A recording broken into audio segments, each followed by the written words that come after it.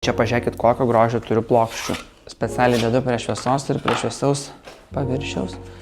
Čia baldinė plokštė. Lukštas, 1 mm klijuotas.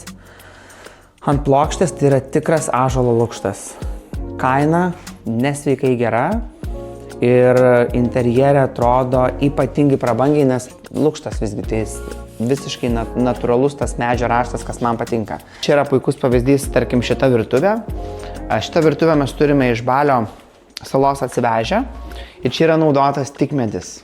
Tai aišku, tokia virtuvė jau turi būti atitinkamai interjeras su permatomam durelėm, su grioveliais.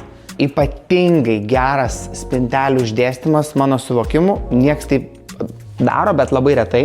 Dažniausiai viskas uždaryta, tai čia ar tai prieskonėm gražiai susidėti ar kažkam, man atrodo labai fainai.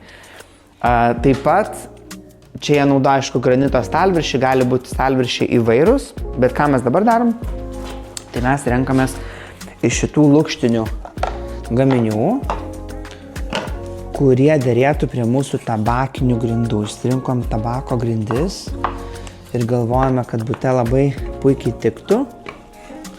Riešutas visgi jisai būna kitą kartą per intensyvus, o toks pagesintas, jisai ramus ir labai tinkantis.